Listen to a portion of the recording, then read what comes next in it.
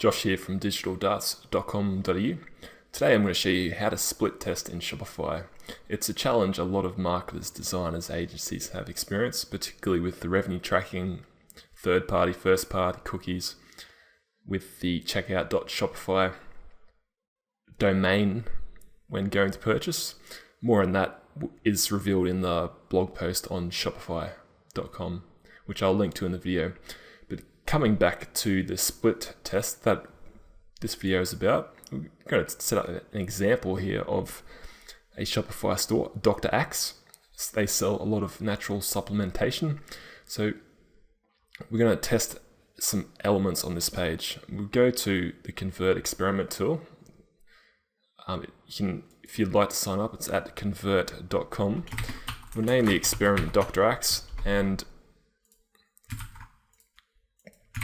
going to paste the experiment URL. So the process is similar to a lot of other tools. Today we're going to test the usability of the Add to Cart button. So while it's loading, the axis of interaction here as for users, people selecting their quantity and then adding to cart.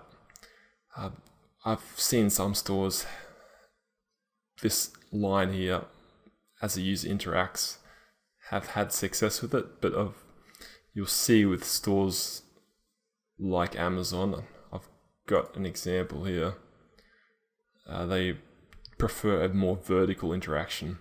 So we're going to test this here on this store. Sometimes the test elements do not load, that's fine. Oh, there it goes. Doesn't matter. Select the variation, make sure that's selected. Then add CSS, and I've got some pre-built CSS here. We'll apply it. We'll see that it's pushed down and full width. So that's literally, aside from the setup code for the software and additional maybe Google Analytics integration, which I'll explain in the article, that's all you need to run a test. But we'll also create a new variation just to show you a different process. I'm going to test this search data here. So the search field, if I select the element and then go to edit HTML, I'm going to test the different placeholder text.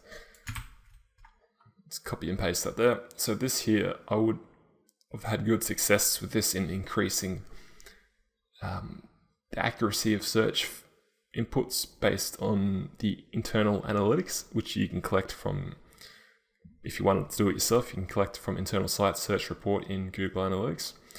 So this, save that. And unfortunately, it doesn't quite fit in the width of the field. So again, we'll go to this variation and add some CSS just to correct that. Done. So when you're creating these tests, obviously, just like with any development design, you want to go through a Q&A process, quality assurance, to make sure the functionality on mobile, tablet is good.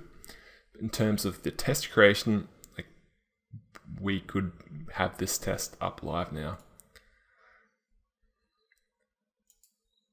So we see here on the page for the first variation, we've got the Add to Cart button beneath the quantity, and for the second variation, we've got a search box. Obviously, this variation isn't perfect given that it's unique to this particular page.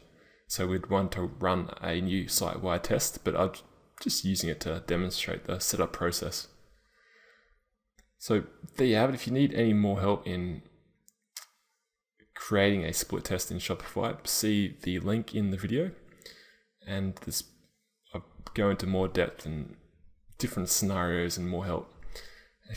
Another option is to check out my book, Shopify Conversion Rate Optimization. It's a free download and goes with a lot more advice of what to test, how to optimize, and you can get that from my website, digitaldarts.com.au. Hope this helps, and get testing.